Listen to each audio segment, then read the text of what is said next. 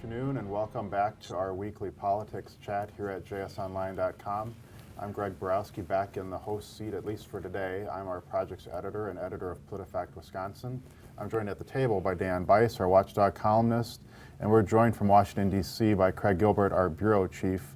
And we've got a full slate of things to talk about today, another busy week in Wisconsin politics. Of course, the main thing that happened since we were last here is that right to work passed, which we all expected. I don't know that we expected Barack Obama to take off on Governor Walker for passing right to work. So, Dan, does that turn a good week into a great week for Scott Walker? What's your take on that? That's how they see it. I mean, it's obviously a good thing when the president takes note of what's going on in your state, even if he apparently doesn't remember his name. But it's, yeah, I mean, it was a good thing for him. The question is, why did Barack Obama do it? Did he, does he see Scott Walker as someone who he would like to see run in this next race, or was it just something that he thought was worth bringing up? Yeah, Craig, what's your take on that? I mean, there's certainly this interplay in the primary season, which we're delving into now, of when a Democrat attacks a Republican, that's helpful. It might not be so much helpful in the general, but how is this playing with Walker and his supporters? Well, I have to think he did it because he wanted to make that statement about that issue. I mean, it is kind of crazy for politicians in one party to kind of inject themselves into the other party's primary process with a strategic goal in mind, because especially at this early stage, you can't control the impact of what you're doing. I mean, you just have to, it's like way too complicated a chess move. So I think they're smart enough not to be thinking tactically when they do this, because certainly it can help Scott Walker in the short run, but we're so far away from anything happening that it doesn't make much sense to sort of play on the other side with the tactical goal in mind. But it is an interesting time. I mean, Walker's getting all of the attention nationally. The Washington Post seems to have a story just about every day. I agree. It's an incredibly complicated thing to figure out what's going to happen early next year. But it's a topic that's a hot topic, and Walker's someone that people want to read about right now. Right. I mean, it sure seems to be developing into a Walker and Jeb Bush, at least is sort of the conventional wisdom out there. Craig, you have a take on that? Are these the two to beat at this stage? Again, with the big caveat that it's so early, but right now it is, within the confines of the national kind of political community, it looks like it's sort of a Walker and Bush dynamic. I mean, people are kind of curious about how they're talking about each other, about this sort of emerging rivalry, about the little kind of implicit and explicit digs that are going each way.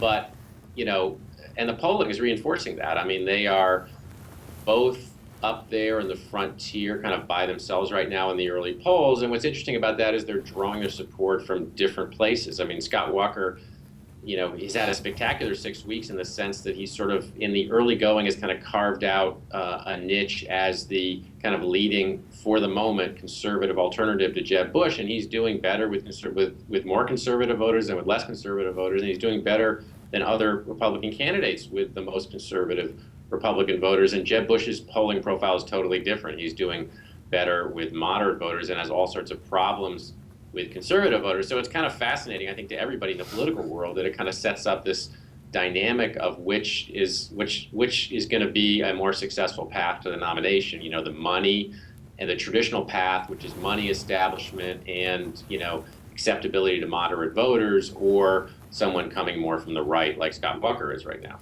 So I was hearing yesterday from a Republican that they're getting 300 requests a day for speaking engagements for him, from everything from NRA conventions to people writing in saying, can he come and speak at my kid's birthday party? Plus, they've been flooded with open records requests from other campaigns, from bloggers, a lot of them from the extreme right. People who want to test and see that his conservative credentials are legitimate. I have a question for Craig. Are you surprised by how he's doing right now?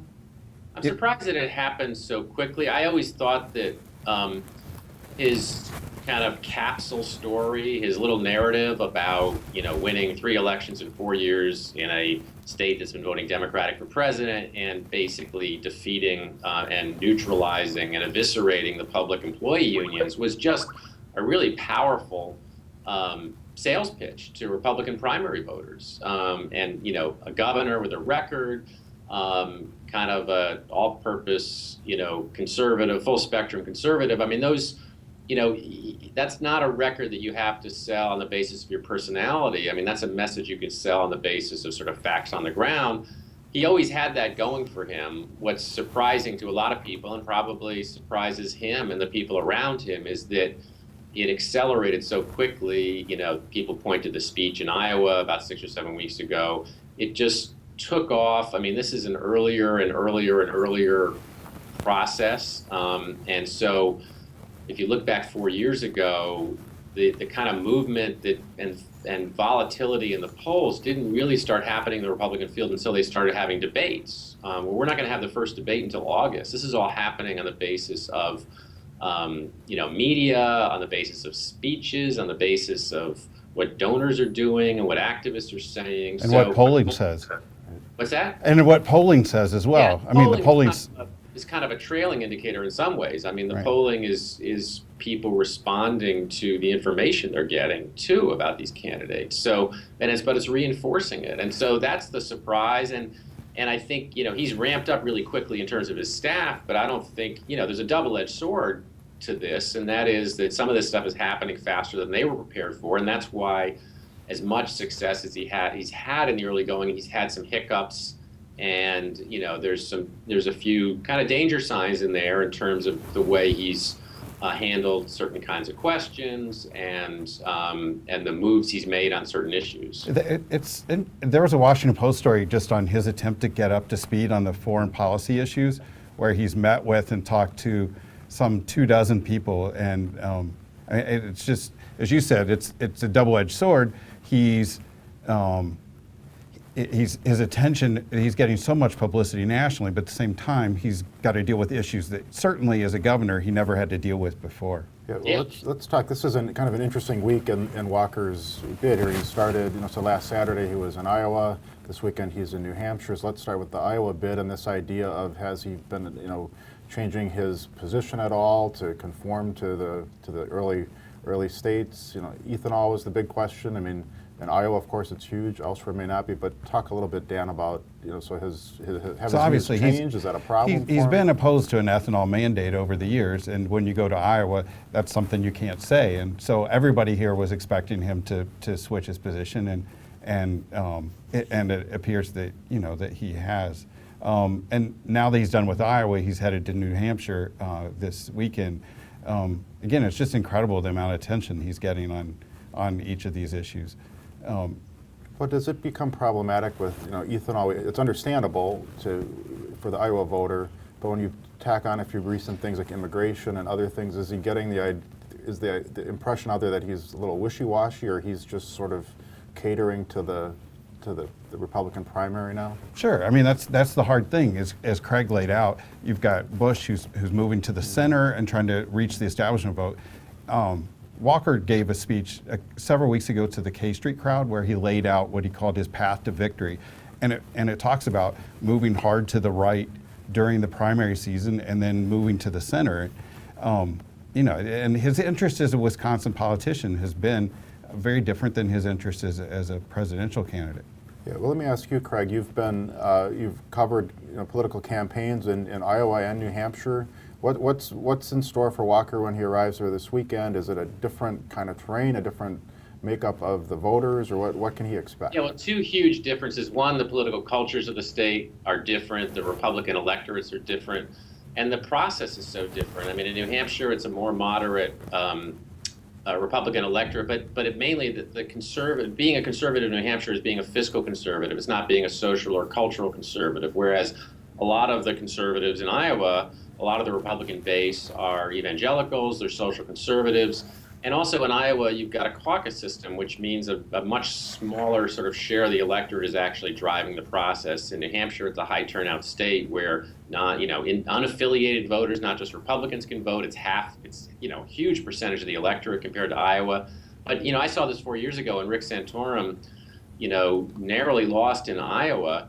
Or actually ended up winning in Iowa, I think. Technically, it was first reported that he didn't. And then he arrives in New Hampshire, and with the same message, and it was like hitting a brick wall. I mean, people in New Hampshire didn't want to hear his message about social issues. I'm not sure they even wanted to hear his message on foreign policy issues because he was kind of hawkish. And he just went nowhere fast. And so you have to pivot pretty quickly. And it also means that, historically, the candidates that tend to do well in Iowa don't always do well in New Hampshire. One other footnote about that trip, when he goes to New Hampshire and he has an event on this Saturday, is he flies from that event to Washington, D.C. to be the Republican speaker at the Gridiron Dinner, which is this 130-year-old tradition in Washington where reporters get together and kind of make fun of politicians, and politicians make fun of reporters and each other.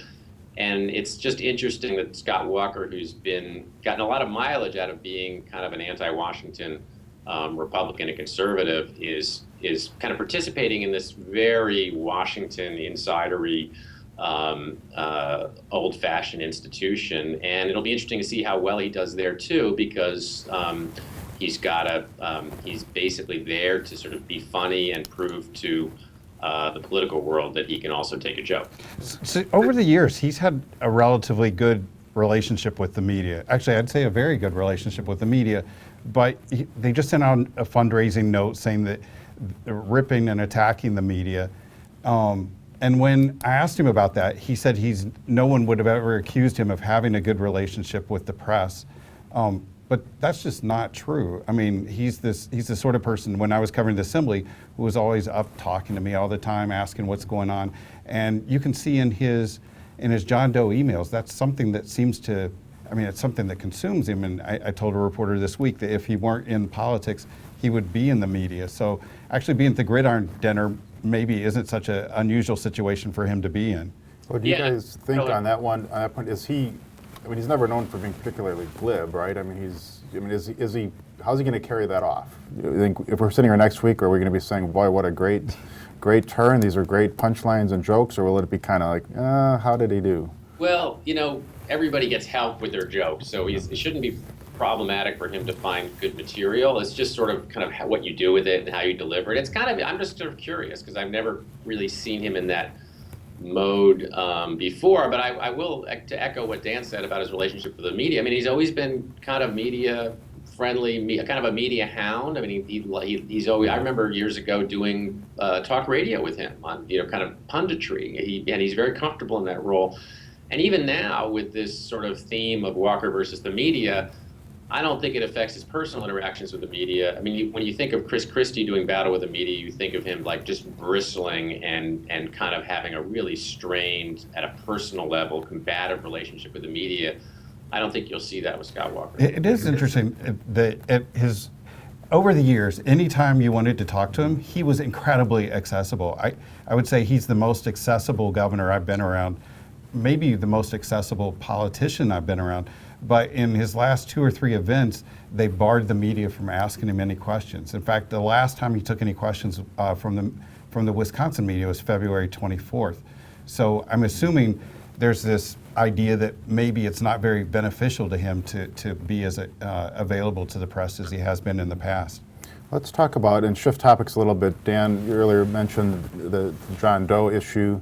There's a couple of developments on that. The Republicans are moving forward in Madison to, in their words, reform the process. It could have the awkward scenario of Scott Walker signing this bill that would effectively end the investigation into him if it's not already on life support. But where is that an issue, or is it going? Where do you see? Well, they are going to pass something, and they're going to make some of the changes. And the John Doe rules here are very odd. There are only 2 or 3 other states that even have them. And what they're doing is trying to move it more toward like a grand jury process, which interestingly we already have. So they're going to create 2 parallel systems. The current investigation is all but dead. and it's received so much attention. I don't think it's really going to move forward. So it is going to be odd and awkward that there is an open investigation and the governor is going to have the chance to sign the legislation. But I don't think, given the fact that it's not, I mean, they have not effectively done anything in more than a year. So it was January of last year that the Judge Peterson put it on hold. So I don't think it's a major problem for him to sign the bill. Craig, do you have a take on just the idea that these investigations have been out there? You've got other candidates, Rick Perry, Chris Christie, and others who have this sort of nagging issue that, I mean, is it something that in the primary others will make an issue with Scott Walker, or is he, once this is sort of done, is he in the clear more or less going forward? Well, I think, everybody's doing their research, and, there are going to be other Republican campaigns that are going to want to muddy him up a little bit. And just like the Democrats will and do and will even more if he actually became the Republican nominee. So, I think there's some question, since he went through the recall process, and that was kind of a quasi-nationalized election, that, part of you says, well, if they didn't find anything, if they found anything on him better than what they had, they would have used it. But of course, a presidential campaign is kind of another order of magnitude beyond anything he's been through before. So I think it does kind of remain an open question as to what sort of baggage he has that might turn up, just as it would be for any candidate. It's just he hasn't been through a presidential campaign before, so there are some candidates who probably, have been more vetted than him, but he's been vetted more than the average statewide election winner, I would say. And there are local issues that are being recycled nationally. And just like this past week, he's been criticizing Hillary Clinton for her use of private emails at the State Department. And a number of people have brought up that he's had his own email issues, but he's not had anything terrible come out as a result of that. But there will be other Republicans who are interested in addressing this. Rick Perry attacked when he screwed up in his discussion about ISIS. So you're going to see other Republicans pounce on these issues. Yeah, well, it's a good opportunity to turn to some reader questions and to bring the matters back to Wisconsin, because there was polling this week that suggested Scott Walker isn't doing as well as he had been before among Wisconsin voters. So here's a question from reader CJH, and it says, a question for Craig and Dan about recent public policy poll showing Clinton beating Walker and Feingold over Johnson. The breakdown of the poll was 34-32 Dems over Republicans. Is this split realistic for a presidential year? So let me start with Craig, because you've done a lot on polling issues. Is that talk about that poll? Is it a good mix of voters? Is it a valid kind of poll that we should be paying attention to? I mean, rule number one about any one poll is it's one poll. So no matter how good or bad it is, don't get carried. Don't assume that that's reality. I mean, I think you always want to wait for a few polls. It may turn out to be to have accurately captured sentiment. The partisan breakdown in a presidential year is you'd expect there to be more Democrats than Republicans voting in Wisconsin based on their party ID. It hasn't been the case in the midterm elections we've had, where it's been more even, in some cases even a slight Republican edge. So that's why, Democrats tend to do better in presidential cycles. That's why Russ Feingold or Ron Johnson will have a harder time getting reelected than he did getting elected in 2010. That's why Democrats have won Wisconsin 7 elections in a row for president. So I think it's plausible to me that Scott Walker is doing, his job rating has declined since the election, because it often does for election winners, and also he's running for president, and you don't know how that goes over with independent voters. I mean, he pivoted so quickly after getting reelected to the presidential race that some people may find that a little off-putting, and he's going through this budget process and he's doing some controversial things. So it'll be really interesting to see if this pattern holds up in the next few polls that are done, and also what does that mean for his presidential campaign? I mean, these things run in both directions. I mean, the presidential campaign could be influencing how people in Wisconsin think about him, but also if his numbers start declining in Wisconsin, what does that mean for his presidential campaign? It doesn't look good when you're a governor running nationally, because you're trying to tell a story about how you've turned your state around, and his story is also how he keeps winning in Wisconsin. So If suddenly he's a little bit underwater in Wisconsin, then that complicates that sales pitch, I think. But as you said, even if it is completely accurate, it's March of 2015. I mean, he's not on the ballot for some time, so it would be an interesting reflection of where people are. And we've actually seen in previous polls that a number of people in Wisconsin are not excited about his presidential run. But again, I talked to Republicans this week, and they were like, okay, this is a one-day story. It doesn't have a huge impact on him. Well, another person who will be on the ballot in 2016 is Senator Ron Johnson, and that poll had him matched up against Feingold. Do you want to talk about that a little bit, Dan, in terms of that race that's already shaping up as a rematch from 6 years ago? It's highly likely that Feingold's going to run against him again, and it'll be a different dynamic since it'll be in a presidential year. And as Craig was saying, the electorate's been primarily Democratic in presidential years. But it is interesting. There are several interesting things. One, how little money Ron Johnson has raised over this time. Last time he put about $9 million of his own money into the campaign and then reimbursed himself from his company to the tune of about $10 million. He said he's not going to do that this time. He's got to raise this money. So he has that issue. And Feingold's not yet declared, but he did end his job with the State Department, and he's no longer under the Hatch Act, so he can begin to start acting and doing political activity. Yeah, let me throw that to Craig, but I want to put in a note here from reader Noah, who writes in and says, as a progressive, it pains me that liberals don't have a deep bench of good candidates. How come they have not been able to develop candidates to the extent the GOP has? And just your reflection on that, and does the fact that we're seeing a repeat from 6 years ago say anything about the bench for the Democrats?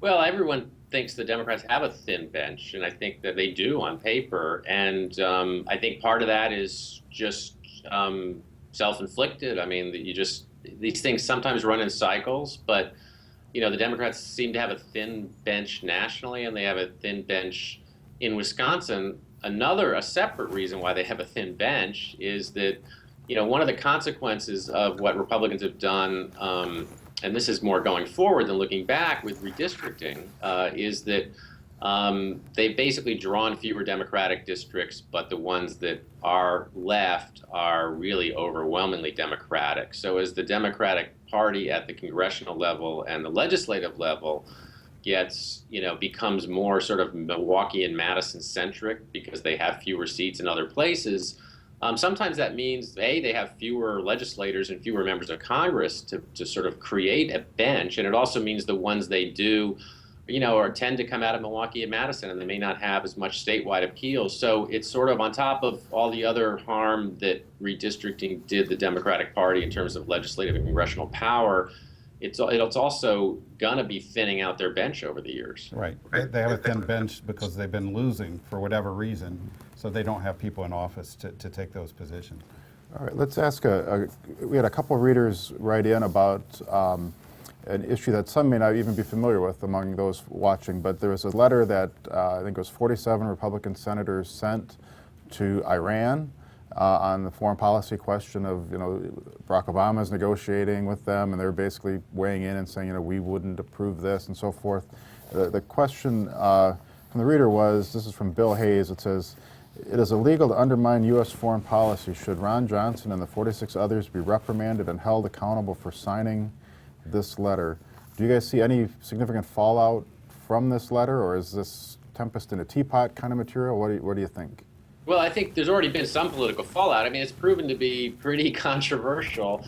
And, coming on the heels of the invitation to Bibi Netanyahu, the Israeli prime minister, to come here and talk to the joint session, which Democrats really resented, that was kind of unprecedented in certain ways. This is kind of unprecedented in some ways. So it's turned out to be more controversial, I think, than even some Republicans expected. The other piece of this that's interesting to me, and I haven't talked to Ron Johnson personally about this letter, but we just talked about the Johnson-Feingold race. I mean, the way foreign policy is emerging as a big national issue in 2016 sets up a really interesting foreign policy debate in a Feingold-Johnson rematch, if that's what we get. I mean, Russ Feingold was an 18-year member of the Foreign Relations Committee. He was the only Democrat he was the only senator to vote against the Patriot Act. He was one of 20-odd senators to vote against the Iraq War. He's just coming off a stint as an envoy for the State Department. So he was probably, arguably, George W. Bush's leading foreign policy critic in the U.S. Senate. And then you match him up against Ron Johnson, who you wouldn't have expected to have much of a foreign policy portfolio coming into the Senate as a businessman and a non-politician. But here's Ron Johnson now on the Foreign Relations Committee, not to mention the new chairman of the Homeland Security Committee, who's been outspoken about foreign relations and national security and sort of one of the most vocal critics of President Obama's foreign policy. It sets up a really interesting contrast, and I think we're going to see foreign policy, if this is the matchup we get, be a big part of that campaign.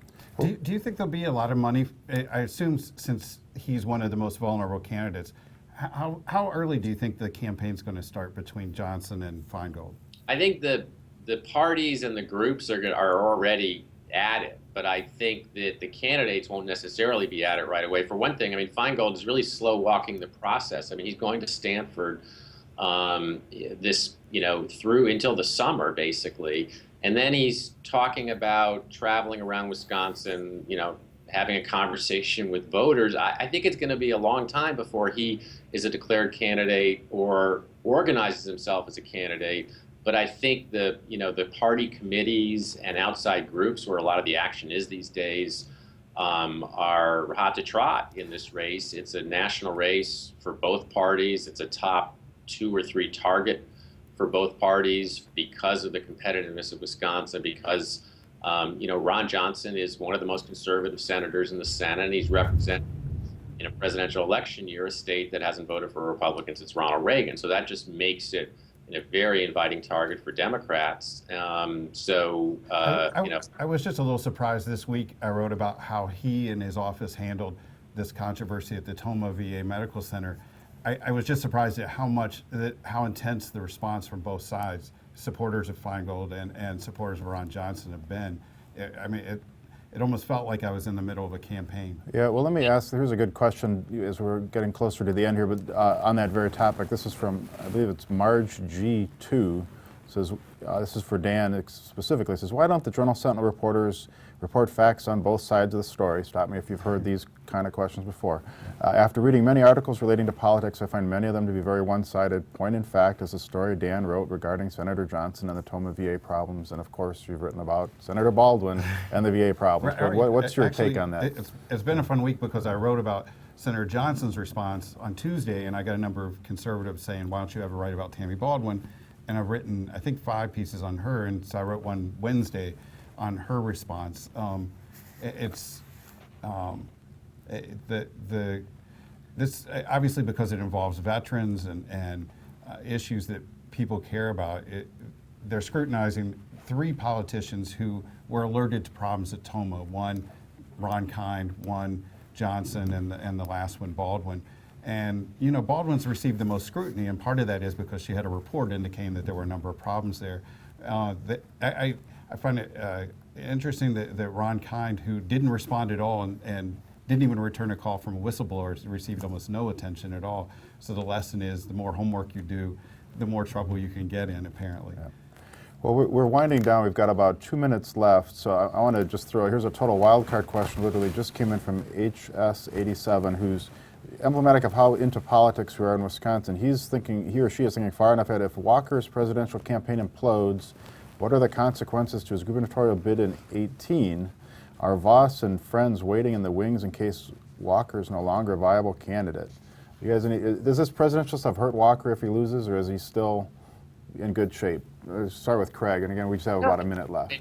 I think it does hurt him if he loses. It's not good to lose.